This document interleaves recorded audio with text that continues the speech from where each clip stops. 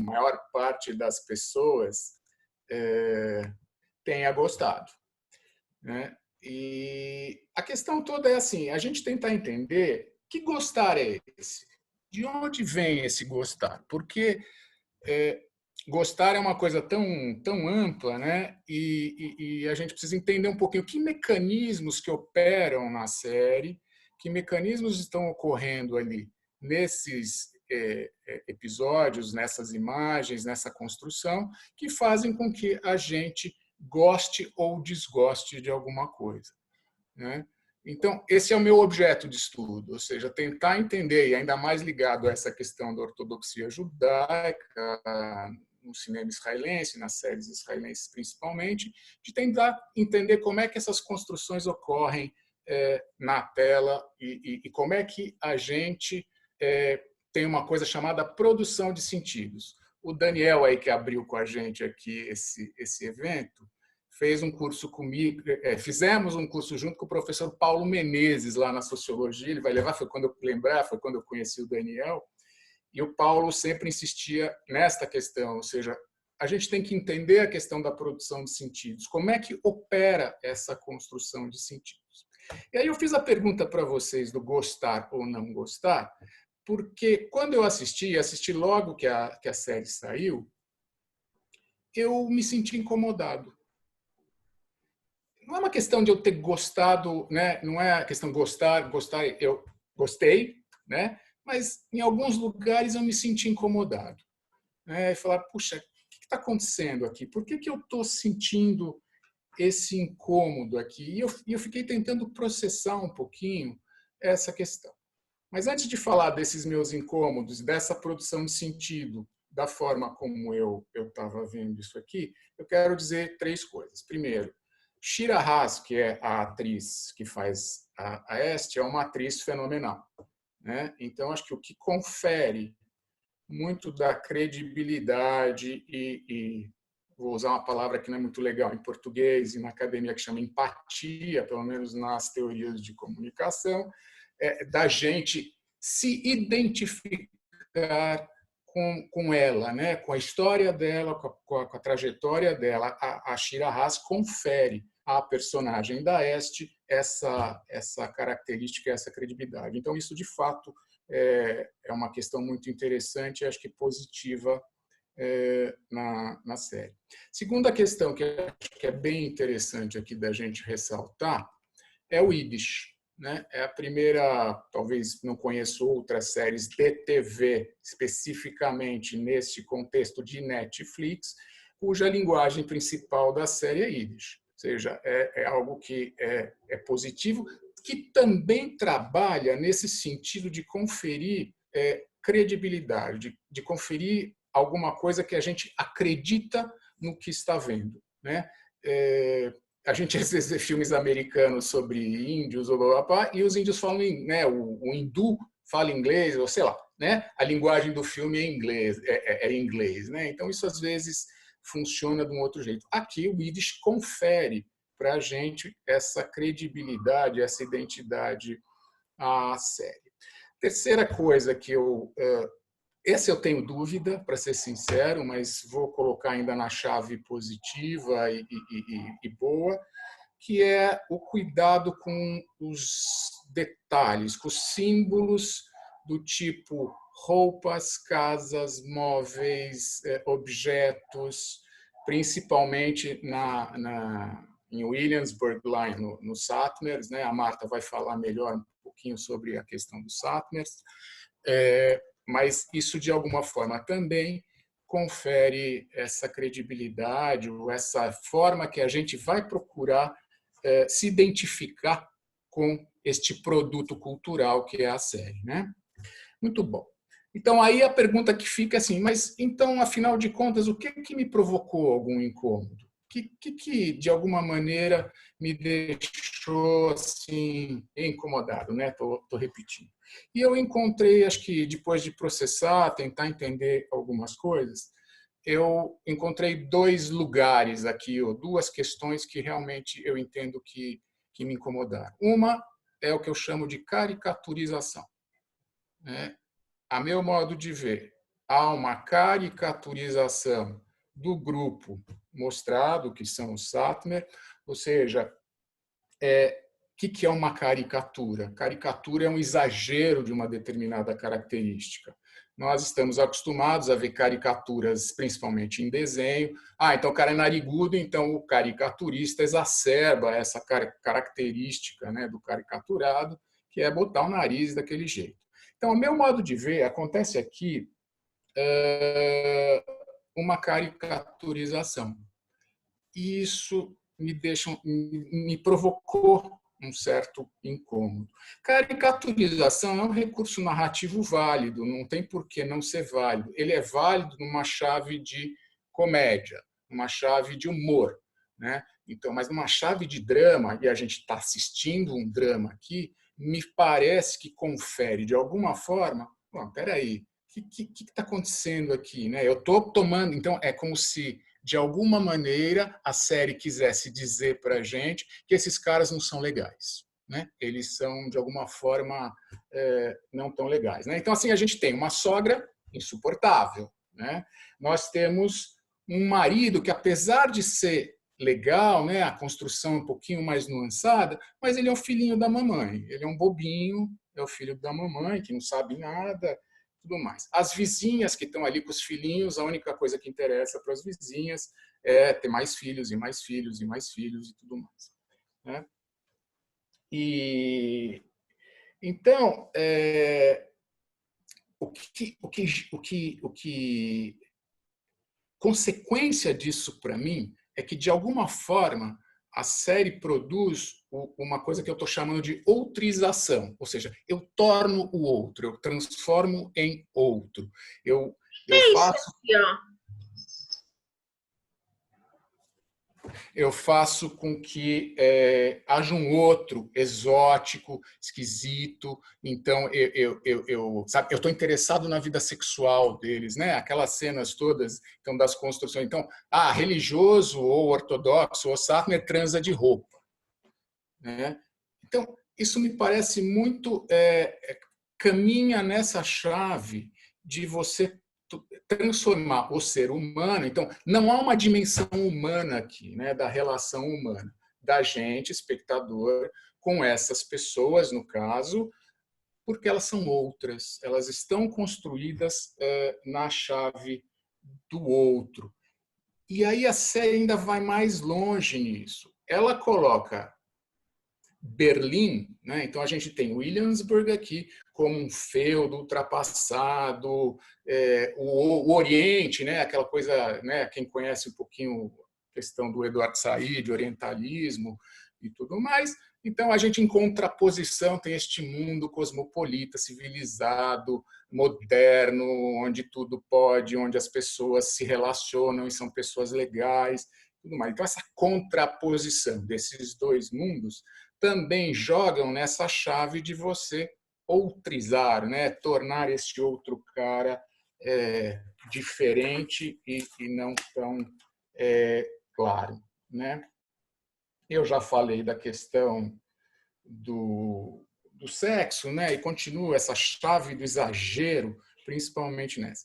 E por que que isso está acontecendo aqui, né? Ao meu modo de ver? Está acontecendo para marcar exatamente a luta da Este. Então, ela se desoutriza, né? Então, da mesma forma que está acontecendo uma outrização aqui, está acontecendo uma desoutrização acolá. Ou seja, a Este, com toda a sua coragem e toda a sua luta, eu confesso que eu não li o livro da Deborah Feldman, já vou falar um pouquinho sobre isso, mas me parece isso, né, essa questão. Eu vou tentando acelerar um pouquinho, porque acho que meu tempo está meio andando rápido. A outra questão, então, falei de duas questões que de alguma forma me mexiam e eu tentar entender. Uma é essa, ou seja, essa chave da caricatura e da outrização, né, de construir as coisas dessa forma. A segunda coisa são os tempos. Tempo. Marta vai falar melhor sobre isso, mas é inconcebível para quem principalmente conhece um pouco desse assunto, de que alguém que cresceu durante 18 anos, 19 anos, o caso da Este, né, num determinado mundo, em 3 dias, que é o que a série mostra, em Berlim, ela se transforma numa pessoa secular, né, conhecendo os códigos do que acontece ali, toda essa transformação. E isso tudo, né, vai assim em algumas cenas que eu achei que são não quero ser muito crítico, mas por exemplo, né? Então a gente pega a Este que vai embora, né, de Williamsburg, ela é ajudada lá pela professora de piano, esse processo de saída da ortodoxia ou da tomada de decisão ali aparece muito supérfluo, né, muito muito banal, mas ela vai embora e aí de repente ela cai em Berlim porque a mãe dela mora lá e ela de repente entra num conservatório e já fica amiguinha de todo mundo e vai para o lago com este pessoal, né? Ela vai para o lago ali, vocês devem lembrar isso na série, e ali acontece uma cena que é bem clichê, que é a questão do batismo ou desbatismo, né? Muitos rituais religiosos acontecem na água, né? Você entrar na água e se purificar, se limpar. A mikve é um contraponto daquilo, mas ela entra na água como se fosse um ritual religioso de purificação e de saída, né? E aí ela tira a peruca e joga a peruca fora, né? Como se fosse como símbolo dessa transformação. E aí outro clichê é a câmera, né? Ela muda do nível horizontal e vai para o olho de Deus, como se Deus estivesse recebendo, então, a convertida Este ou a desconvertida Este em seu rebanho multicultural, que é Berlim, né? E isso acontece em um dia. Isso acontece em um dia, né?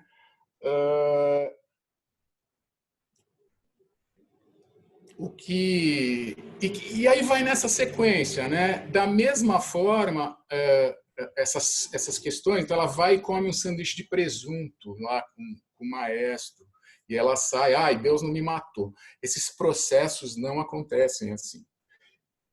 Terceira cena que vocês talvez vão lembrar, ela entra numa loja de departamentos e vai e compra um jeans justíssimo, né? Ela vai e veste e compra um jeans justíssimo, que também é bem complicado. Imaginem uma menina que cresceu durante 19 anos na redoma do ambiente ortodoxo, que a questão do corpo, e a Marta sim vai falar, né, da questão do corpo aqui, e ela coloca um jeans justíssimo e sai andando como se fosse a coisa mais natural do mundo, né? Depois, não é nesse momento, mas ela sai andando com jeans justíssimo. Ou seja, é uma dificuldade. E, por fim, estou já caminhando para o fim aqui, vou para o fim, ela vai transar com um menino lá, ou seja, ela se curou da sua questão sexual, que foi o problema, que pelo menos é o que a série mostra, de que da relação dela com o marido e toda a questão sexual dela, e em 3 dias, porque ela se curou e consegue transar com o cara, né, ter uma relação sexual com o cara ali em Berlim. E então, qual é o incômodo aqui, né? Qual é a questão aqui? É que, a meu modo de ver, ao adotar essa postura, a série, a meu modo de ver, neste caso, se ela colocou credibilidade em algumas coisas, ela retira essa credibilidade. É claro que é um produto de ficção, existe uma liberalidade ali na construção, mas todo produto de ficção, ou qualquer produto de ficção, ele tem que produzir ou conseguir fazer com que a gente enxergue aquilo como real, como que aquilo esteja realmente acontecendo, que aquilo é crível, que aquilo é possível, que aquilo é viável. Até Jornada nas Estrelas, até Jedi, ou seja, mesmo toda essa construção ali, a gente tem que poder acreditar, a gente tem que acreditar que o Luke Skywalker usa a espada de luz, né? E isso funciona. E aqui eu penso que há essa retirada daqui. Eu vou parar por aqui, Dani, porque acho que já estourei meu tempo e acho que dá tempo também depois das pessoas falarem, fazerem as perguntas, comentários, etc. Maravilha. Só antes de passar a palavra para Marta, queria só dizer que eu estou vendo aqui que já várias pessoas levantaram a mão, sinalizando que querem falar, e lembrar para a dinâmica do evento, quem quiser escrever pelo chat as perguntas, talvez facilite na hora da gente lidar com tantas intervenções, mas quem preferir fazer a fala mesmo, fique à vontade, a gente vai abrir o microfone. Então, super obrigado, Bruno, aí pela tua fala. Marta, está na escuta, a palavra é sua. Estou aqui, sim, estou aqui. Então, boa noite a todos. Na verdade, eu não esperava tantas pessoas. Eu vou começar dizendo que eu assistia o seriado porque vários amigos daqui da Argentina e de Israel me diziam: você tem que assistir o seriado. Como você não assistiu o seriado? E eu pensei com meus botões: ai, não, outra vez tanto sofrimento. Porque quando eu fiz o trabalho de campo em Israel, eu fui 2 vezes, em 2004 e 2005. Estive alguns meses, não convivendo, mas entrevistando jovens que abandonaram as comunidades ortodoxas. Ouvir as histórias deles era muito triste. De certa forma, as histórias têm um componente trágico, algumas delas são todos dramas, e eu não queria, por uma situação, enfim, já a gente está passando por situações tão difíceis, me confrontar outra vez com uma história trágica ou dramática. E foi uma grande surpresa para mim ver que, na verdade, a história deste era uma história bastante light, para dizer de algum modo. Para mim foi uma surpresa e, de alguma forma, tirou a verossimilhança do seriado, mas depois eu li 2 entrevistas com a autora do livro, no qual está baseada a série, Deborah Feldman, e entendi que o processo dela foi muito mais duro, muito mais longo e muito mais sofrido, por como se diz, por variáveis e por questões muito específicas que têm a ver provavelmente com como se pasteurizam diferentes fenômenos sociais para serem mostrados em seriados. Isso também aconteceu com Nada Ortodoxa. Eu também, se eu gostei do seriado, eu gostei muito da atuação de quem faz de este. E do Yiddish, de que a série se desenvolva em Yiddish. Essas foram as 2 coisas que mais, não que mais me chamaram a atenção, mas das quais eu mais gostei. A história de este, ou a história de Deborah Feldman, são histórias individuais, mas os fenômenos socioculturais se compõem de histórias individuais. E como cientista social, como antropóloga, quando eu fui estudar esse fenômeno chamado em hebraico Yetziat Sheila, que é um nome muito específico e interessante, que quer dizer saída à procura de respostas. Isso em oposição ao fenômeno contrário, que é o fenômeno dos judeus seculares que ficam ortodoxos, e que esse fenômeno se conhece como Hazara B'Tshuvah, a volta às perguntas, a volta às respostas.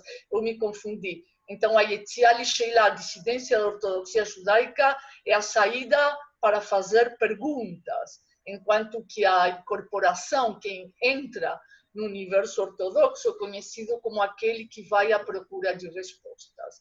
Então, o nome do fenômeno, dado pelos atores sociais, é muito revelador.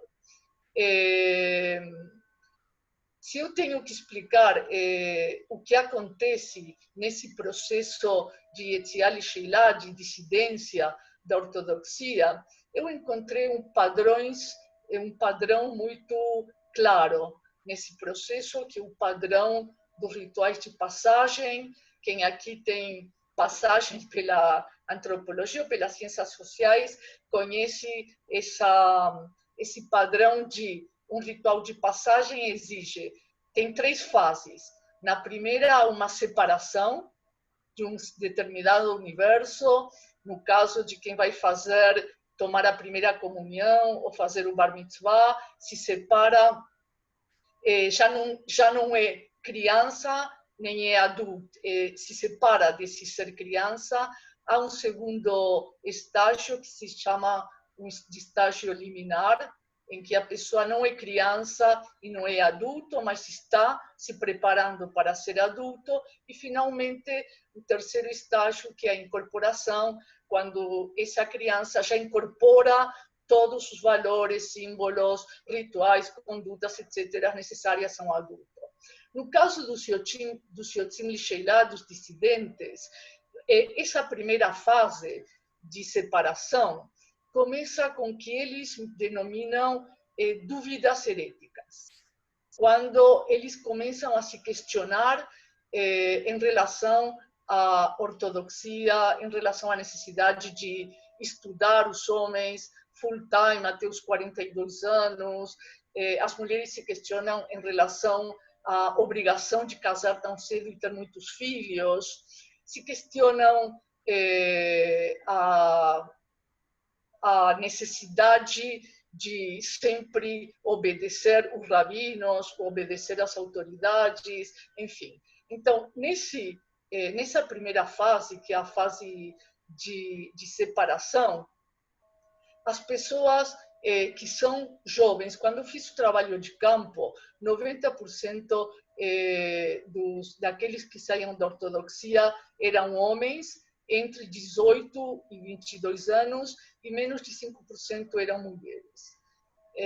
Nessa fase de separação, muitos desses dissidentes tentam conhecer um pouquinho o mundo secular. Como fazem isso? Basicamente através de idas a bibliotecas municipais, que em Israel são muito boas, e ter acesso a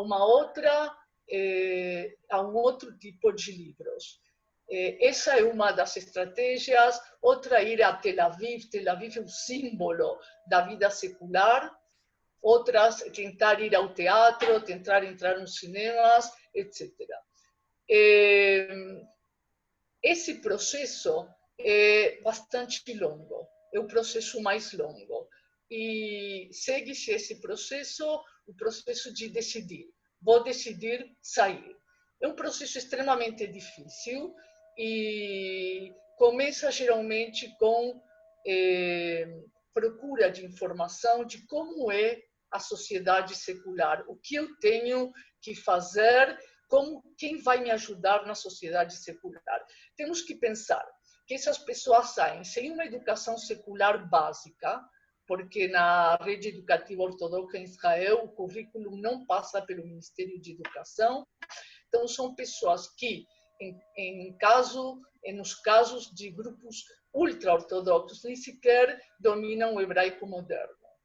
Então, são pessoas que têm dificuldades linguísticas, culturais, não conhecem os códigos da sociedade secular, não sabem como um homem fala com uma mulher fala com um homem. Então, na verdade, um processo extremamente difícil, e eles sabem que no momento em que saem, vão fazer um corte radical com a família. Então, se essa etapa de separação é bastante longa, o momento de sair é um momento que se decide em pouco, se consuma, na verdade, em poucos dias ou em poucas horas. Geralmente eles saem às escondidas, levando uma muda de roupa, sem dinheiro, sem lugar para dormir. E existe em Israel, existia quando eu fiz o trabalho de campo, uma ONG chamada Hillel, que dava apoio a esses dissidentes nos primeiros 3 meses de eles terem abandonado as comunidades ortodoxas. É triste, eu não tenho tempo agora de ler depoimentos, mas o momento da saída é um momento muito drástico, porque implica uma ruptura que para muitos deles não tem volta.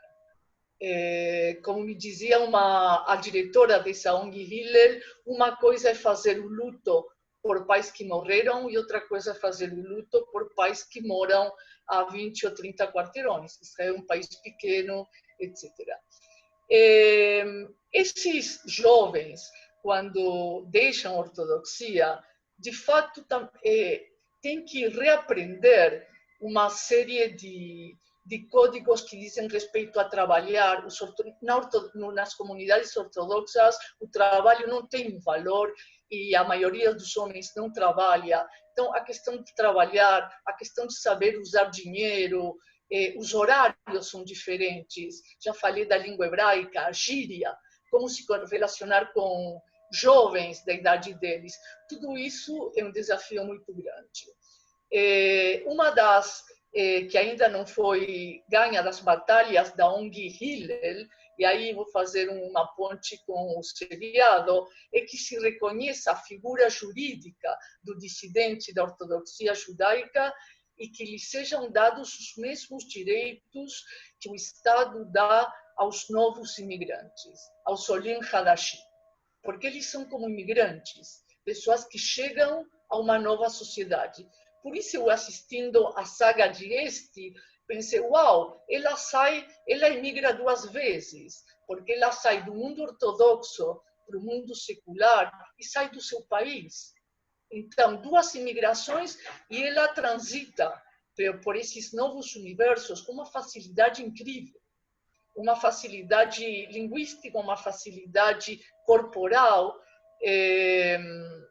Então, para mim, isso era realmente muito difícil de acreditar. Já não, nem é importante dizer que o grupo de amigos dela são um pouco, não transgressores, mas artistas, boêmios. É importante saber que o que a ortodoxia ensina sobre o mundo secular é realmente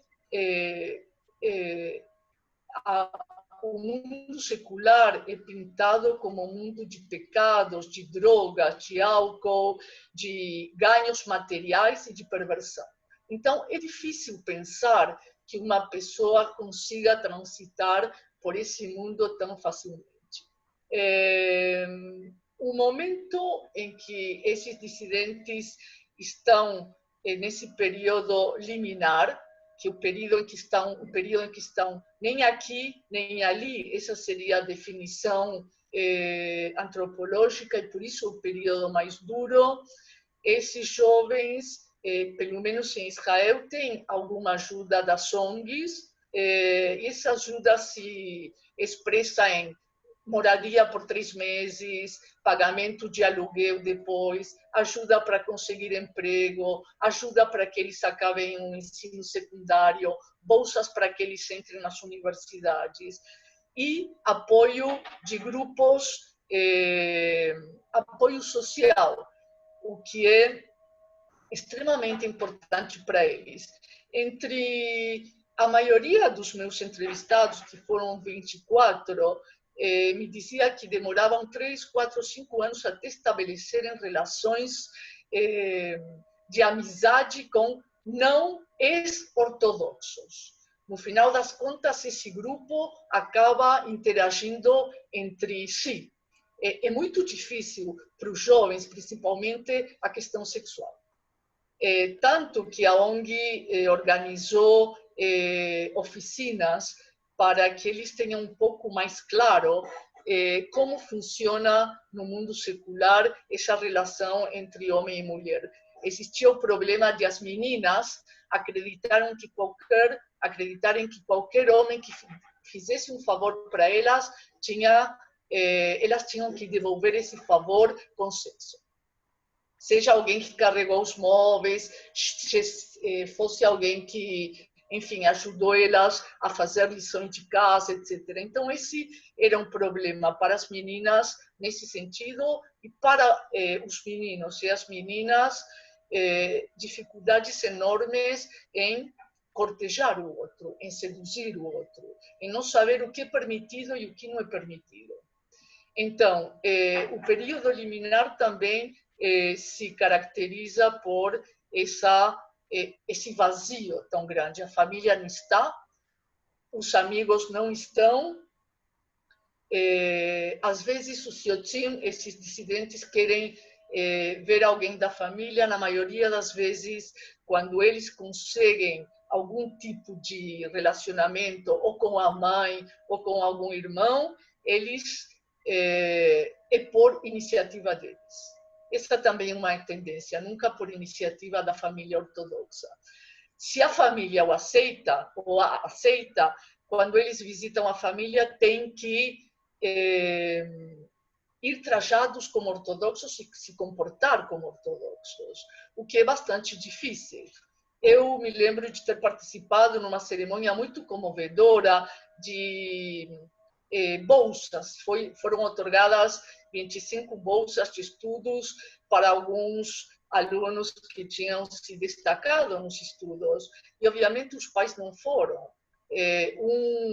Um achievement, uma conquista tão grande, eles não podem compartilhar com pais nem irmãos se, em casos específicos, a família os aceita de volta. Então, existem muitas mágoas e muitas dificuldades. Nesse período de transição, o Bruno marcou a questão dos jeans. Muitos homens e mulheres me disseram, quando se consuma o processo de saída, quando eu coloco uma camiseta e um jeans. Mas houve 2 meninos que não sabiam que existia jeans de mulheres e jeans para homens. Então me contaram que saíram ridículos.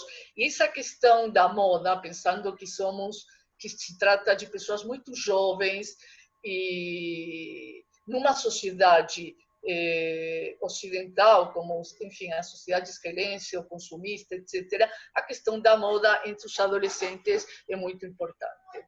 A questão do corpo é uma dos processos que mais custa a esses dissidentes, mais custa no sentido de se sentirem confortáveis com seu corpo. O corpo sempre eles foram ensinados a esconder o corpo, a ter vergonha do corpo, o corpo é sujo. Enfim, e por último tem o processo de incorporação, a última fase, que é quando esses dissidentes, no caso que eu estudei, conseguem se sustentar sozinhos, conseguem ou estudar ou encontrar um emprego e, de alguma forma, são parte dessa sociedade secular e moderna como um grupo ainda separado, mas já se sentem parte dessa sociedade moderna e secular, com muitas dificuldades ainda, mas se sentem parte dela. Eu queria dizer outras 2 coisas. Tem o problema da culpa. O problema da culpa que realmente faz da vida deles uma vida muito sofrida, é uma culpa não em relação a Deus, às vezes tem em relação a magoar os pais, é a culpa em relação aos irmãos. porque uma vez que uma família tem um dissidente ortodoxo, vocês sabem ou devem saber, ou se não eu vou contar para vocês agora, os casamentos, vocês viram isso no seriado, se fazem através de acordos entre as famílias, do Shidur. Se uma família tem um dissidente, o valor de troca de todos os irmãos vai descer muitíssimo. Então, essa culpa é enorme. E essa culpa persegue eles, a culpa geralmente persegue seres humanos durante anos. Eu acho que vou só fechar dizendo que quando eu fiz essa pesquisa, o trabalho de campo, em 2004 e 2005, existiam duas ONGs em Israel, uma muito pequena e Hillel, que é a ONG mais importante, que lhes dá sustento, que luta por eles no parlamento, para que eles recebam verba, etc. Mas hoje há pelo menos 3 ONGs em Israel que se ocupam de dar diferentes tipos de ajuda a esses dissidentes. E se quando eu fiz a pesquisa, a grande maioria que desertava das fileiras da ortodoxia eram jovens, antes de terem sido casados, e muito jovens, hoje desertam famílias inteiras. Tem uma ONG, agora me fugiu o nome, que se ocupa justamente de famílias inteiras que desertam da ortodoxia. Então, é um fenômeno que está crescendo, embora não haja números, porque eles não há estimativas, eles não existem como pessoa jurídica, ou talvez a palavra pessoa jurídica não seja a mais correta, mas não há uma entidade oficialmente reconhecida dissidente ortodoxo, como existe em Israel uma entidade oficialmente reconhecida, que é aquele que se transformou em ortodoxo. E isso aí, eu acho que não fui tão organizada como quis ser, mas virão dias melhores. Bom, muito obrigada. Obrigada, Marta, pela sua fala inicial. Antes de iniciar as perguntas, queria lembrar o seguinte: uma das coisas bacanas desse nosso contexto de pandemia é a pontualidade com que os encontros têm acontecido, né? Parece que mais do que os encontros presenciais, os virtuais começam na hora, o nosso começou na hora. E uma das coisas que a gente achou importante era também tentar não se estender muito. E a gente colocou como teto às 19h30.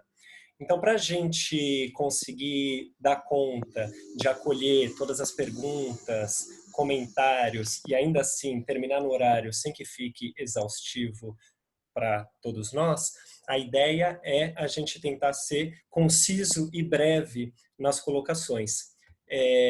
Tem 5 pessoas que levantaram a mão. Eu vou organizar em alguns blocos de perguntas para a gente distribuir essa fala e otimizar o nosso tempo. Mas antes de passar a palavra, vou ler alguns comentários que foram postados no chat.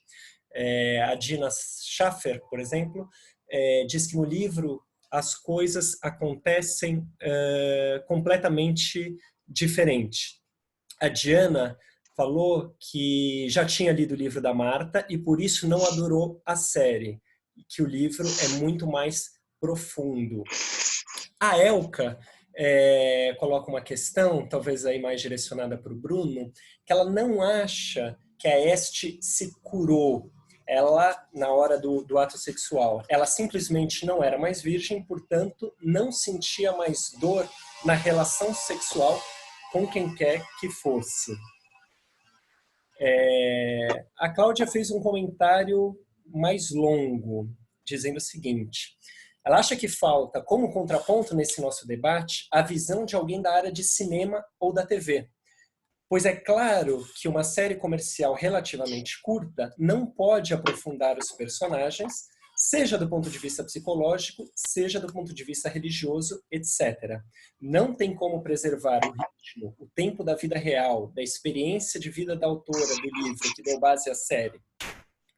A cena do lago, por exemplo, tem que ser entendida como simbólica, não como uma descrição do processo real. O mesmo, me parece, vale para os outros elementos que o Bruno chamou de caricaturas. A Cláudia diz também que a Marta coloca bem justamente essa questão do simbólico. No filme e na vida real, o jeans representa a passagem, a adaptação, porque a cena do lago, jogar fora a peruca, não pode ser vista como tendo o mesmo papel. Ou a relação sexual, no final da série, como representando a mesma coisa. Tem uma pessoa não identificada que pergunta o seguinte: gostaria de saber o nome da obra da Marta que trata sobre essa questão da apostasia ortodoxa. Esse livro aqui, Ortodoxia Judaica e os seus descontentes. Vou passar a palavra para vocês, ou vocês acham que dá para seguir um pouco mais, Bruno e Marta? Tem bastante coisa aqui chegando. Deixa eu só, eu acho que quero pontuar só duas coisinhas que eu acho que são importantes, especialmente para os comentários da Cláudia, com relação a simbólico e tudo mais, sem dúvida, né? A gente tem uma simbologia aqui em cada uma dessas coisas e uma hipérbole, né? Quer dizer, essa coisa tá colocada dessa forma. É claro que pode ser lido dessa maneira, né? Esse processo da este, que, como a Marta contou para a gente, né, leva muito tempo e é sofrido, ele teve que ser condensado em 3 dias. E por isso, talvez a simbologia. E eu queria colocar aqui mais uma coisinha antes de mais nada. Eu tive muita impressão, eu não sei se vocês viram, também está na Netflix, é um documentário de 20 minutinhos que conta a produção da série. Tem alguém, imagino, se não viram, deem uma olhadinha, né? E a sensação que eu tive em toda essa história, por ter 4 episódios, ouvindo a Shira Haas, tanto aqui como em algumas outras entrevistas que ela deu, a impressão que eu tive nesse contexto é de que era uma produção muito não pobre, mas uma produção com recursos bastante limitados. E talvez por isso, né, ela se limitou a esses 4 episódios. Eu não sei, não tenho esse dado. Então, talvez se ela fosse um pouco mais longa, ou há dúvida sempre se esse produto é comercialmente viável, né? Não sei, Dani, se eu também posso abordar. Acho que alguém comentou a questão da questão comercial aqui, né? Por que essas séries de ortodoxia ou séries judaicas têm acontecido e séries israelenses têm tido sucesso, né? A gente tem visto isso aí. E eu acho que não é um fenômeno que a gente vem acompanhando já há algum tempo, da questão do streaming, né? A possibilidade de você ter os horários que você quer, o fato de uma série ter um formato de horário, de tempo, que é bem adequado para esse tipo de mídia. E acho que há sim uma curiosidade, o Dani pode até depois falar um pouquinho sobre a questão dos evangélicos e tudo mais, mas há uma curiosidade sobre a questão judaica, talvez aqui no Brasil um pouquinho mais do que em outros lugares, apesar da série ser um sucesso mundial. Eu assisti ontem uma palestra de uma moça que está no Canadá, mas que é espanhola, e também é um fenômeno de sucesso mesmo. Então, acho que, por enquanto, eu queria dizer isso. Com a questão do símbolo, vou só reiterar um pouquinho a questão do incômodo aqui. Eu acho que o tratamento simbólico e determinadas imagens, determinadas questões, às vezes são tratadas de forma diferente, e há exemplos muito mais interessantes, pelo menos a meu modo de ver, de como essas questões são tratadas. Por exemplo, tem uma série israelense, que infelizmente ainda não passou aqui, é uma série que chama Matir Agunot. É um cara que trabalha na Rabbanut, no rabinato em Israel, e o trabalho dele, Agunot, são mulheres que são abandonadas pelos maridos ou que não se sabe onde está o marido, e ela não consegue receber o divórcio, né? porque quem dá o divórcio no rabinato é o marido, e esse cara é o cara que vai salvá-las, ou seja, ele é um cara que trabalha no rabinato e vai tentar achar o marido. E a mulher desse cara, que é religiosa, ortodoxa, super ortodoxa em Israel, ela está nesse processo, né, de saída. E é muito, pelo menos ao meu modo de ver, né, tem muito mais nuance, muito mais humanidade no tratamento dessa questão do que essa aceleração que a gente vê aqui na série. Outro filme que vocês podem, imagino que a maioria das pessoas viu, e que também tem um tratamento bem diferente, e me parece muito diferente de tudo isso aqui, é o Desobediência, né, com a Rachel Weisz, se não me engano, né? E que me parece, só para dar 2 exemplos que me passaram aqui agora sobre esse tipo de coisa. That's it. Não sei se a Marta gostaria de fazer uma colocação agora ou se a gente pode ouvir mais algumas perguntas. Tudo bem, Marta? Daniel, posso dizer alguma coisa? Claro, à vontade. Então, em relação aos símbolos, mas em outra chave, para mim foi interessante, surpreendente, quando assisti a série, quando a professora de piano diz para este o que a retém aqui não há muros, são muros imaginários. Eu pensei, uau, mas atravessar muros simbólicos, imaginários, é muito difícil. Não precisamos de uma muralha de pedras, da muralha chinesa. Esses muros simbólicos, imaginários, eu acho que o simbólico não é imaginário, mas são muito difíceis de atravessar. Então, a professora não estava entendendo exatamente o conflito de este, me parece.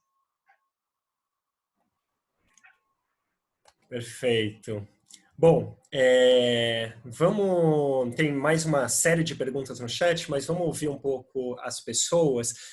Levantaram aqui a mão na ordem, uma pessoa identificada como Ruth iPad 1. Ruth, se puder fazer a sua colocação, pedimos só que seja de maneira breve. Pode liberar o microfone e fazer a pergunta ou comentário.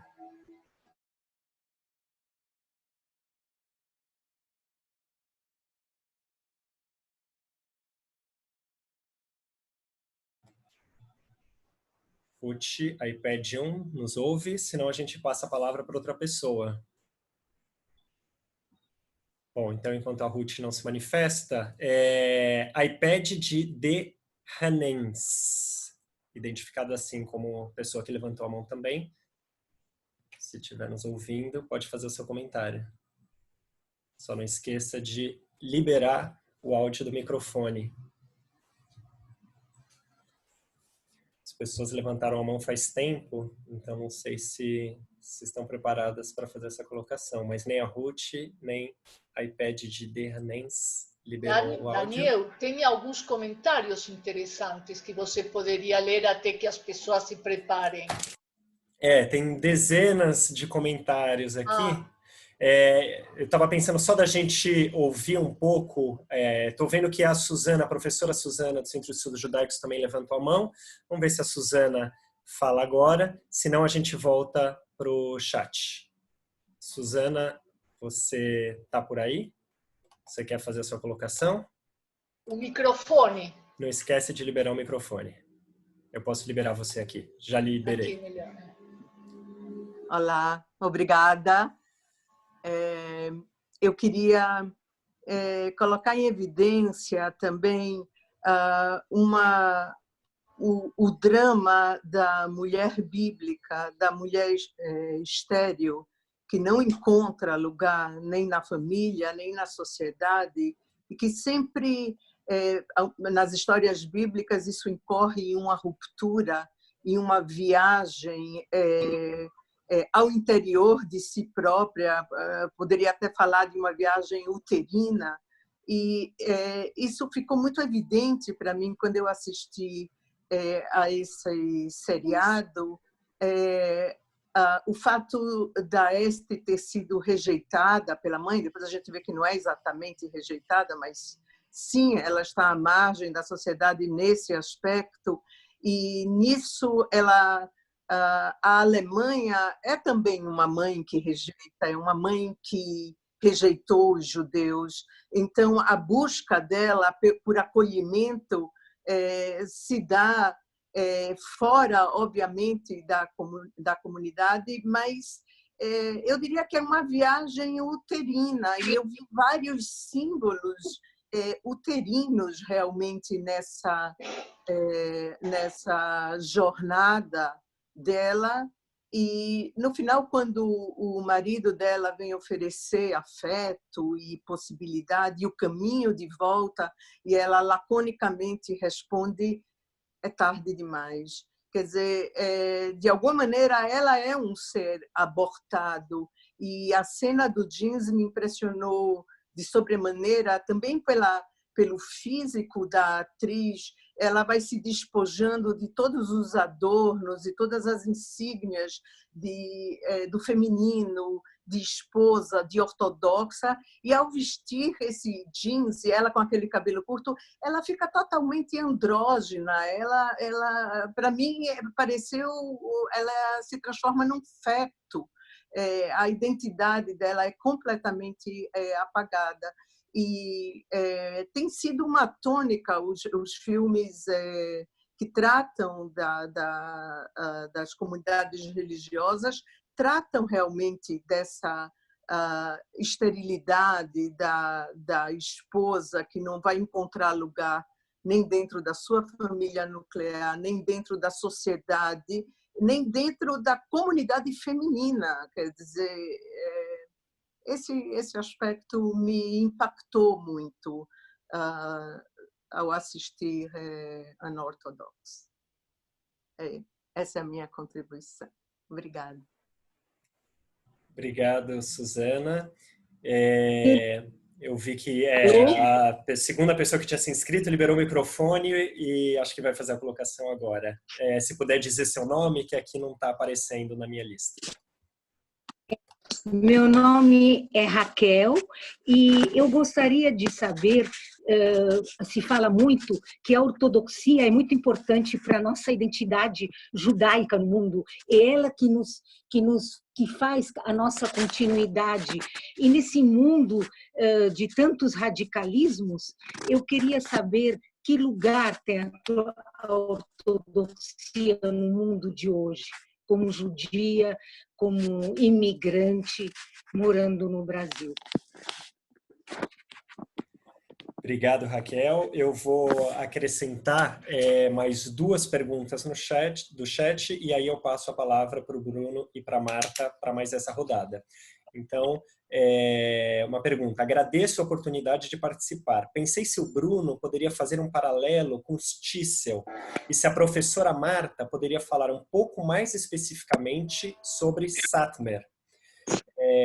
E a segunda pergunta...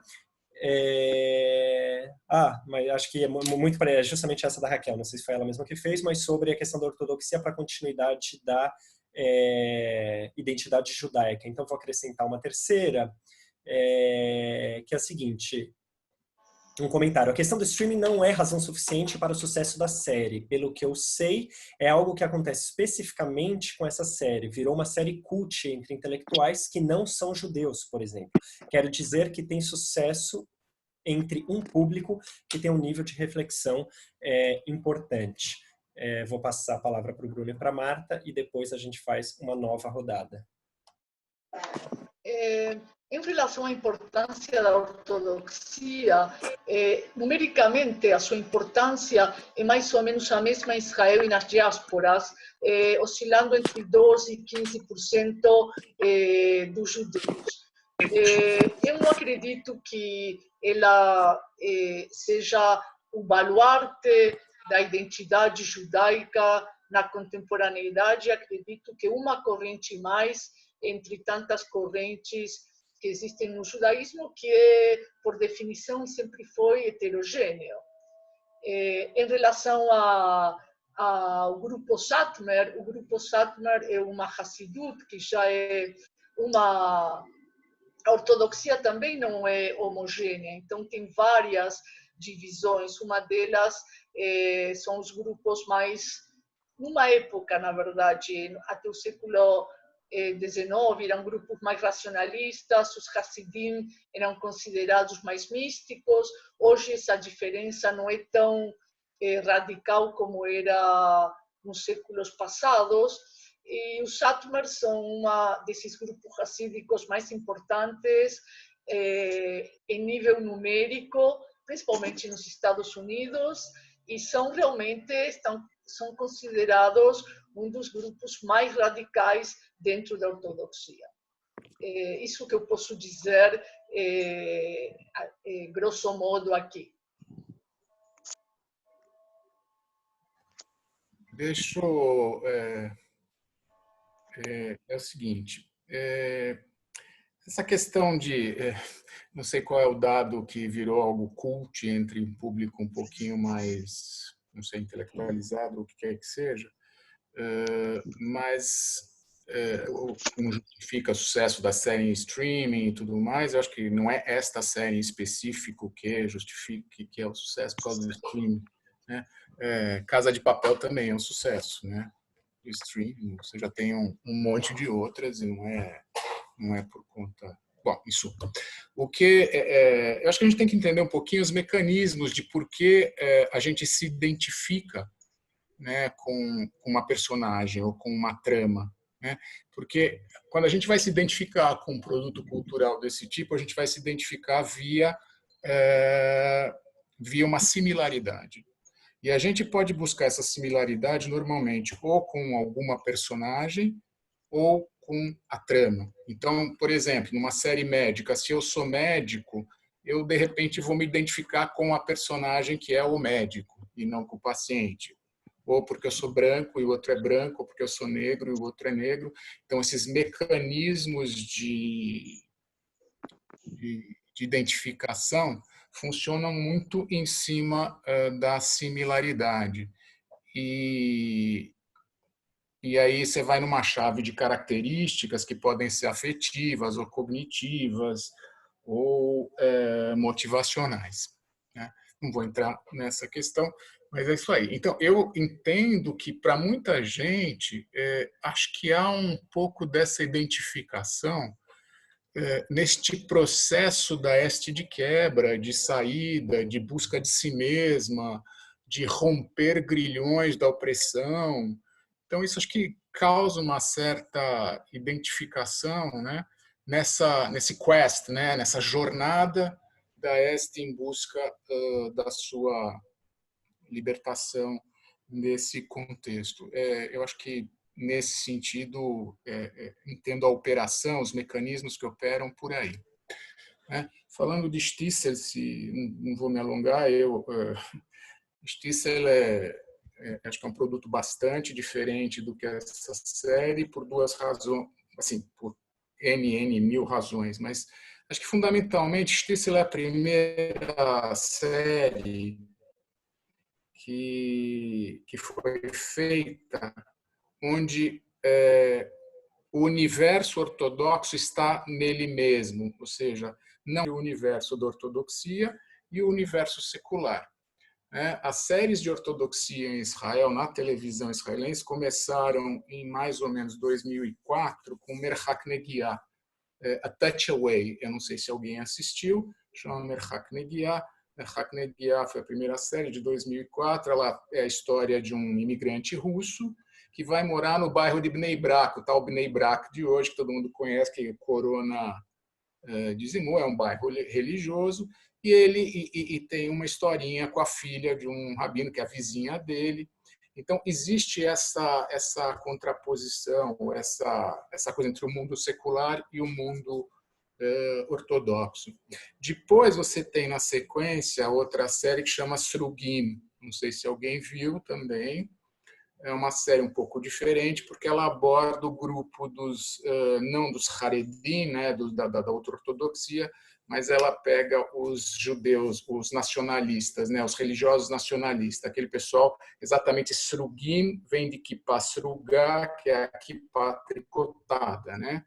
Então, por isso chamados de Srugim, esse é o bitui, né, a nomenclatura aí o apelido que se dá a esse grupo. Srugim é meio um friends que acontece nesse grupo. Ali não há essa caracterização tão simbólica da ortodoxia, né? Ninguém usa preto, não é nada disso. São pessoas muito mais. Mas ainda assim está, então, também de novo nesse universo que coloca os dois mundos de alguma maneira, né? Um mundo mais religioso e um mundo mais secular, e um mundo secular.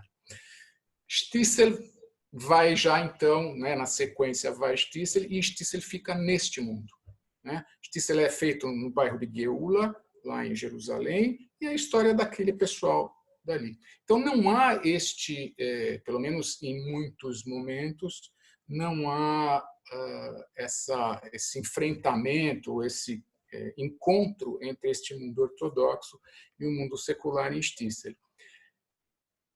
Shtisel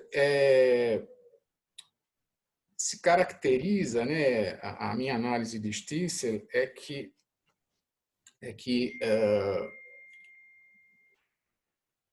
o objeto, tudo é tratado para que a gente consiga entender e olhar que essas pessoas que vestem, que simbolicamente, então vestem preto, fazem uma brachá, fazem uma bênção cada vez que vão comer alguma coisa, tem todas essas restrições que a gente conhece da comida, disso, daquilo, das relações entre homens e mulheres, mas a série é construída, a produção de sentidos toda é feita para que a gente olhe para eles e consiga se identificar, ou seja, gente como a gente que ama, gente que come, gente que dorme, gente que briga, gente que tem seus problemas diários de trabalho e suas relações. Ela entra numa chave um pouquinho de comédia em alguns momentos, com algumas personagens, e vai por aí, né? Isso tem uma questão aqui que acho que é importante, que tanto essas 3 séries que eu falei são produções israelenses, que é uma, né, já que a Unorthodox não é uma produção israelense. A Unorthodox é uma produção alemã, americana, né, basicamente alemã, filmada a maior parte dela em Berlim, com algumas cenas em Nova York.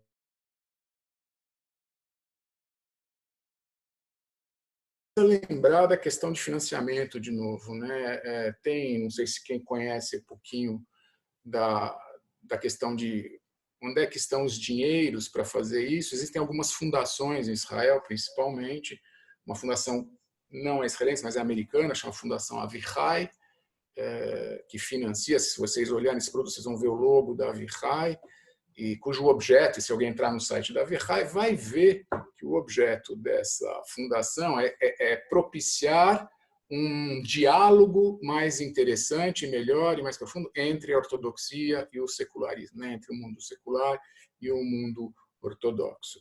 Então, Shtisel, né? Alguém perguntou aqui de Shtisel, eu poderia falar aqui um monte de Shtisel, mas não vou me alongar mais nisso, mas é bem diferente. Eu entendo que é bastante diferente toda a construção simbólica e as relações e a produção de sentidos e identificação das pessoas. Bom, a Elka levantou a mão faz tempo e agora eu vi que ela acabou de escrever a dúvida dela no chat, mas eu vou convidá-la a fazer uso da palavra se ela assim ainda o desejar. O que você acha, Elka? Você topa? Em vez de eu ler aqui. Eu topo, nem que seja para eu ler o que escrevi ali, que já está arrumadinho, mas é lembrar que essa história não é nova. Essa história do rompimento com esse tipo de estilo de vida não é nova no judaísmo. No fim do século XVIII, começo do século XIX, depois da Revolução Francesa, quando foi dada a escolha para os judeus, se quisessem virar franceses, alemães e outras nacionalidades, vários judeus escolheram sim virar, serem franceses, terem a nacionalidade e aprenderem a língua, aprenderem as ciências, saírem do estudo exclusivo da Torá e do Talmud e fizeram esse movimento chamado Haskalah, que os levou nos próximos 150 anos a ganhar vários prêmios Nobel. Antes disso, Não tinha ortodoxo, tinha o judeu do shtetl. Eles viviam juntos, eles se vestiam de uma certa maneira, eles comiam de uma certa maneira, eles atendiam as dietas conforme as kashrut, mas depois da Haskalah há uma divisão. Há os judeus que vão virando mais modernos, que vão virando mais nacionalistas, não deixam de ser judeus. Aquela pergunta, precisa da ortodoxia? Tem judeus que são judeus e que não são ortodoxos. E na hora que aparecem esses judeus e aparece o movimento da reforma religiosa, aí sim, aí aparecem os que dizem não, não, não. Eu não posso abrir mão de todas aquelas características que eram minhas quando eu morava no shtetl. E aí aparecem os ortodoxos e depois os ultra-ortodoxos. Então, eu tenho muito orgulho de ser descendente dessas mulheres, porque na medida em que os homens começaram a estudar as ciências e a trazer livros e a trazer discussões para dentro de casa, as mulheres fizeram um movimento de empoderamento, de dizer, eu não uso mais peruca, eu não caso mais com quem meu pai e minha mãe escolhem, eu quero casar por amor, eu quero estudar, eu quero poder estudar o Talmud e ser respeitada com isso. E eu queria contar que eu sou rabina, que no Brasil não tem muitas, aliás, acho que no momento eu sou a única brasileira no Brasil que é rabina. E que a dificuldade de ser mulher e ser diferente e ousar. Então, muito orgulho das mulheres que ousaram no começo do século XIX e que abriram esse espaço.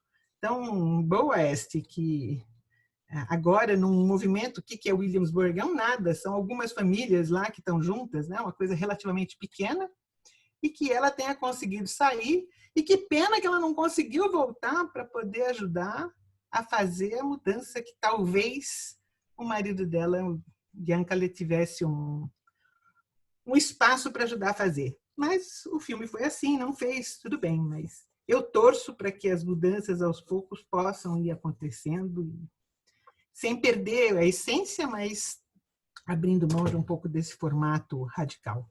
Enfim, obrigada pelo espaço para falar. Obrigado, Elka. Eu já vou passar a palavra para a Marta e para o Bruno fazerem as suas considerações. Antes disso, queria só acrescentar uma pergunta da Daniela Gersten, que é: Bruno, você pode me dizer qual patamar comum você encontrou na produção? Financiadores, produtores, assessoria sobre a ortodoxia judaica, de séries sobre temáticas judaicas ultra-ortodoxas americanas e israelenses para a Netflix? E uma pergunta da Regina sobre essa tensão entre ultra-ortodoxos e os soldados israelenses, os agentes de saúde em Israel. De onde vem essa tensão? Tem uma outra pergunta que eu acho que eu posso responder, que é se esse evento está sendo gravado e se vai ser disponibilizado.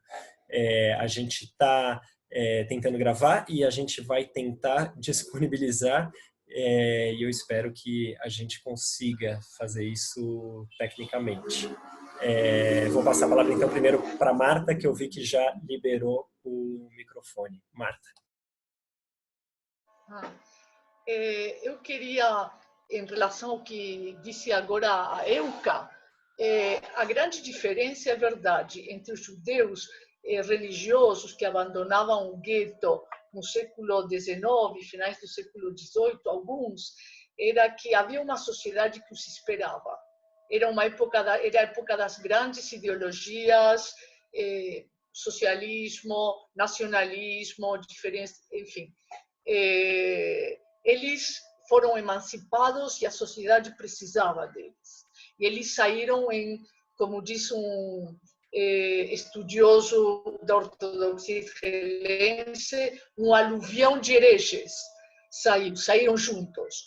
Hoje, essa saída é solitária para uma sociedade que não tem uma ideologia, ao contrário, que estamos na época do fim das ideologias, que não mostra absolutamente nenhum interesse em recebê-los, esses jovens que saem de uma cultura, de uma sociedade totalitária ou totalista, no sentido de que a vida deles toda está imbuída de um sentido dado, partem para uma sociedade que que está à procura de sentidos ou não acha sentidos. Então, são fenômenos bastante diferentes. Não há ninguém interessado em receber esses novos hereges ou apóstatas, com exceção de uma ONG que tinha 5, 6 voluntários trabalhando para ela. E a outra coisa que talvez com isso eu já não fale mais, para mim a Este teve muita sorte, porque ela transita por dois universos, planetas diferentes, e ela é bem recebida nos dois.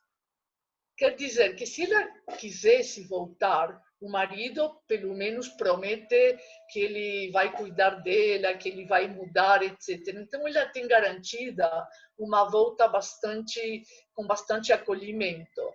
Ela pode ficar e, sei lá, ganhar no conservatório, se dedicar à música. As duas opções estão abertas. Nós vimos um outro personagem do seriado, que é Moshe, que a volta foi extremamente dura, a saída foi extremamente dura, porque ele não conseguiu encontrar um lugar na sociedade secular, acabou virando um pouco um gangster e volta à ortodoxia e é humilhado, é visto já como um diferente e um inferior. Então, por isso eu digo, no final das contas, há uma saga, mas é uma sortuda nesse universo.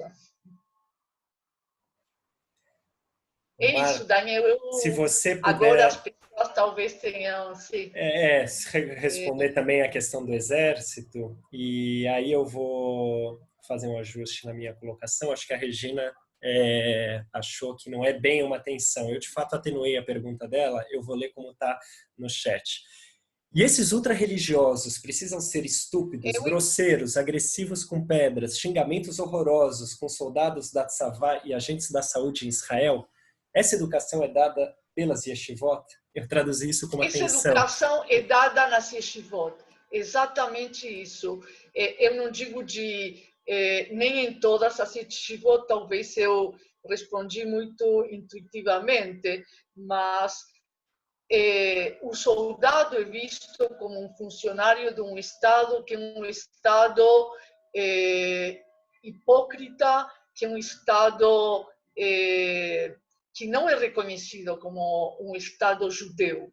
Então, esse mundo, fora os muros do gueto ortodoxo, simbólicos e geográficos, porque os ortodoxos vivem em bairros separados, é visto como um mundo inferior, como um mundo materialista, como um mundo da concupiscência, e os soldados são vistos como autoridades, como funcionários de um Estado que é um Estado de hereges e apóstatas.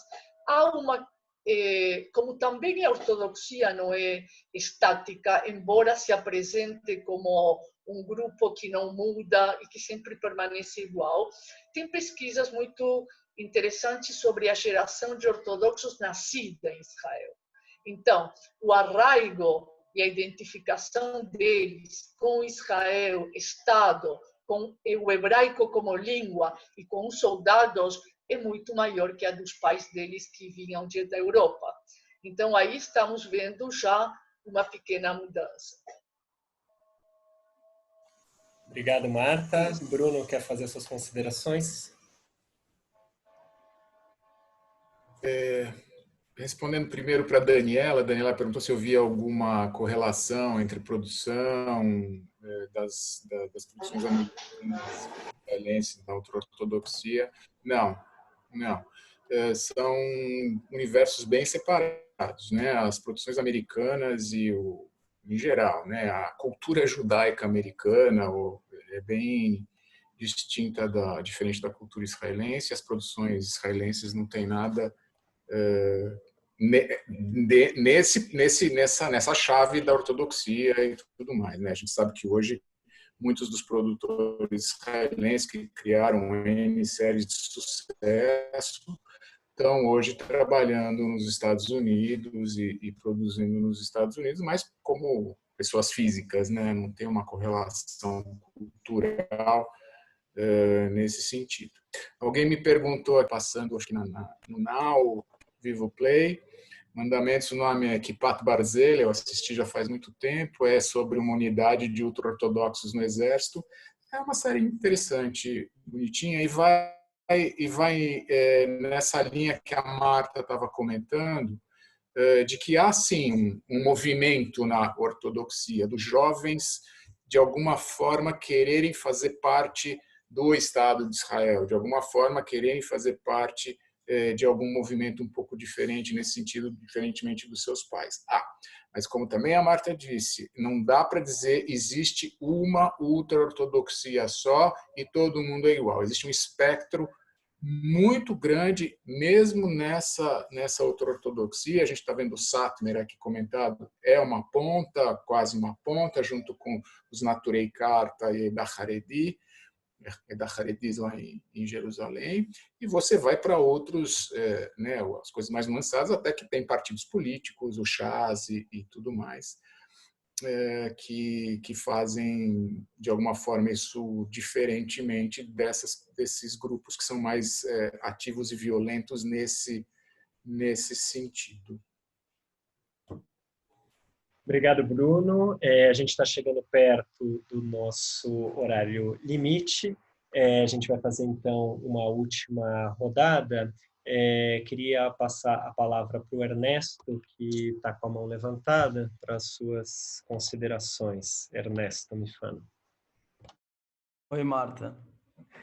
Eu tinha uma pergunta que, quando eu assisti a série, eu fiquei pensando sobre o processo oposto, de pessoas que saem do mundo liberal e se tornam ortodoxas. Porque eu imagino que isso também é um processo comum. Eu imagino que talvez até mais comum. Eu não sei se você sabe se esse processo é mais comum e se você teria alguma referência sobre esse processo inverso, de literatura, de série, de mídia, alguma coisa assim. É isso. Antes de você responder, Marta, e ela tem um outro livro sobre isso, se ela não falar eu conto depois, eu queria só dizer que a Daniela Gerstein, ela escreveu no chat que as judias ultra-ortodoxas, alunas dela que assistiram a série, elogiaram, o que é curioso e pode até servir de um certo contraponto a algumas coisas que a gente falou aqui. Não sei se a Daniela está nos ouvindo e quer fazer algum comentário breve sobre essa questão. Que eu acrescentaria o seguinte, em muitas dessas séries, ainda que existam essas consultorias de ultra-ortodoxos, de pessoas que conhecem profundamente esse mundo, que vieram de lá, etc., muitas vezes são séries feitas por não ultra-ortodoxos, né? E acho que é interessante saber também sobre essa recepção. Daniela já escreveu aqui dizendo que ela comenta assim. Então, Daniela, rapidamente seria bom te ouvir a respeito. Em seguida, a gente passa a palavra para Marta e para o Bruno para fechar o evento.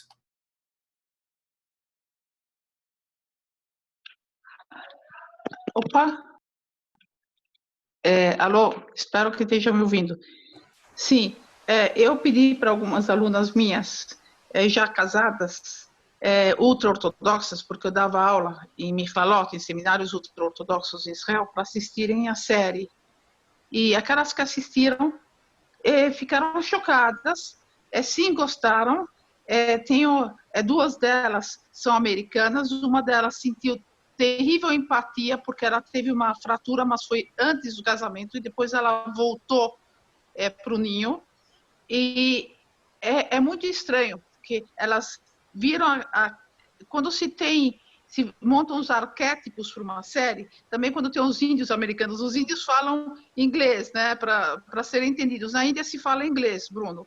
Então, os filmes que fazem sobre a Índia, quando o pessoal está falando lá inglês, não vão falar inglês entre eles, muitas vezes, mas eles falam inglês. Mas aqui eles falam Yiddish. E tomaram cuidado que uma das minhas alunas sentiu tamanha empatia, porque viu que o Yiddish era o mesmo Yiddish, que é assim dentro. Então, gostaram porque viram, elas têm uma autocrítica e sabem o que acontece. Mas todas elas, estranho, elas me falaram, olha, gostaram muito, mas e agora? O pessoal fora vê uma coisa assim? tem um outro pequeno erro na cama, que se cobre, tiram toda a roupa e se cobre completamente com lençol. Tem algumas pequenas diferenças, mas são pequeníssimas. A orientação foi feita... peraí, não, tá certo o microfone. Foi feito tudo em mínimos detalhes, eu não escutei grandes críticas nem nisso, nem nas brachot, porque elas estavam olhando em detalhes. Mas a preocupação foi de fora, porque falaram, agora, olha, todo mundo acha que todo mundo é assim. Quiseram ver essa temática de gênero exposta. Isso é uma novidade, porque tinha de Chaim Potok, The Chosen, que o pessoal conhece, é proibido ler, então o pessoal mais radical não lê. Mas aqueles que, depois de casados, abrem uma crítica, leem, conversam entre um e outro, como, esse é o assunto de fora. Então, gostaram, mas ficaram. Aí eu vi a outra que fala grosseiros, jogam pedras no exército. Esse tipo de estereótipo é complicado, porque sim, acontece muito disso, a idade testosteronada lá das yeshivot, não estão no exército, criam quase como um exército paralelo e dá problemas. Mas o ensino nas yeshivot, contra o exército, contra o Estado, também tem de tema para tema e tem de yeshivá para yeshivá, é um tema muito mais complicado do que eu vi nos bate-papos. E é isso. Obrigado, Daniela. Então, para responder essa última rodada e já fazer as considerações finais, vou passar a palavra para a Marta e para o Bruno. Ernesto, o fenômeno não oposto, mas inverso, eu mencionei que o movimento de Hazara B'Tshuvah volta à procura de respostas, numericamente é muito, muito maior que o fenômeno de saída da ortodoxia. Em termos de análise sociológica, também é um fenômeno de abandono de um universo cognitivo, estético, etc., e a incorporação do repertório cultural, social, etc., de um novo universo. Mas há uma grande diferença, há várias diferenças importantes. A primeira delas é que o processo de dissidência da ortodoxia acontece por um questionamento individual, enquanto que o processo de aproximação à ortodoxia sempre tem um disparador externo. Conheci um amigo que me contou que tem um rabino muito bacana. E me convidaram a um Shabbat numa sinagoga e há um disparador intencional que é externo. Essa seria uma primeira diferença.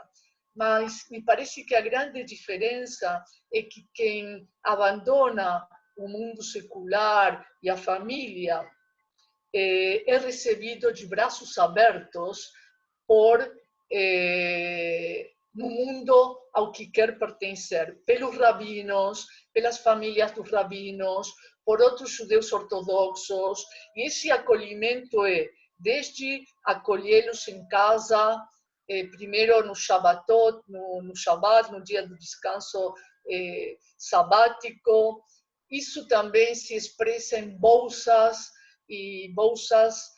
para viajar para Israel, bolsas para viajar para os Estados Unidos, para estudar em yeshivot.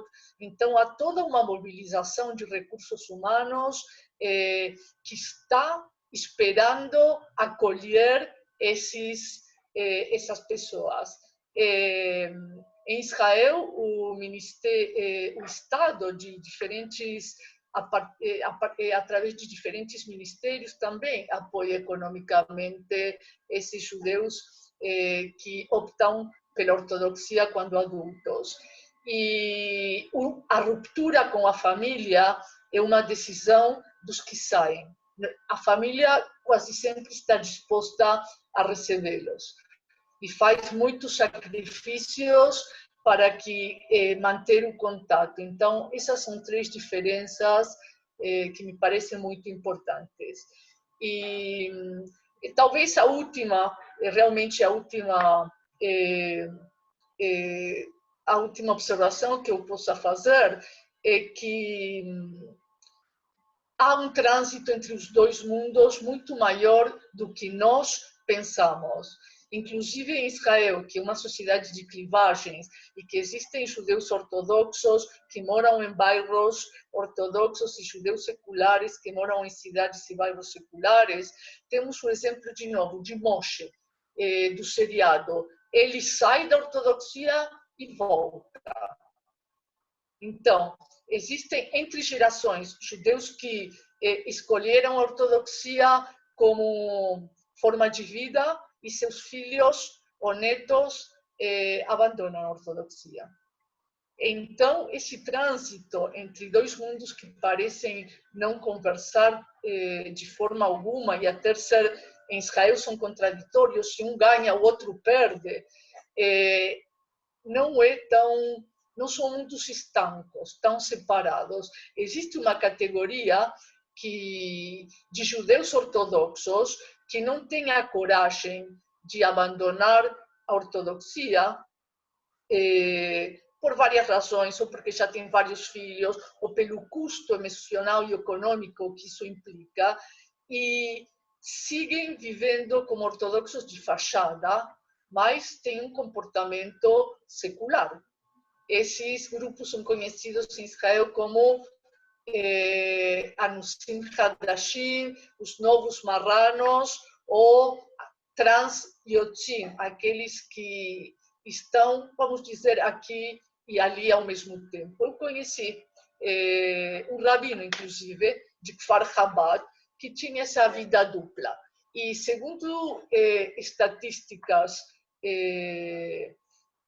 não estatísticas, mas enquetes feitas pela ONG Hillel, o número desses transiotzim é extremamente alto, muito mais alto que o número dos que de fato conseguem abandonar a ortodoxia. É isso. Obrigado, Marta. Então, Bruno, suas respostas e considerações finais. Eu acho que, na verdade, acho que não tem mais muitas perguntas a respeito ou esclarecimentos. Na verdade, acho que o mais interessante de tudo isso é que um produto cultural sempre enseja polêmica, enseja interpretação, enseja visão, enseja leituras distintas. E acho que essa é a grande riqueza. E, sem dúvida nenhuma, todos esses sentidos que estão sendo produzidos, acho que foram transpostos aqui. Acho que queria agradecer a presença de todos, no meu nome, agradecer também ao Daniel por ter mediado aqui a gente, a Marta, mais uma vez, pelo brilhantismo das posições, e espero que a gente se veja, acho que daqui 2 semanas você vai falar, Daniel? É isso, obrigado. Então, maravilha, super obrigado, Marta, super obrigado, Bruno, obrigado a todo mundo que acompanhou o debate. Essa foi uma primeira experiência disso que a gente está chamando de SEG Debate, onde a gente pretende levar temas aí que estão quentes no noticiário, na Netflix, onde for, mas misturado sempre com questões que a gente aborda no Centro de Estudos Judaicos.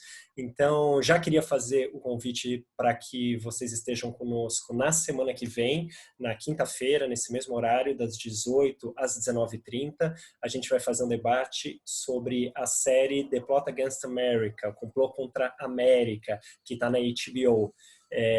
Quem já viu, venha. Quem ainda não viu, veja. É uma série curta, como Nova Ortodoxa, e é muito bacana. Quem vai debater com a gente é a Isadora Sinai, que está fazendo doutorado justamente sobre a obra do Philip Roth, que inspira, embasa essa série Complô contra a América.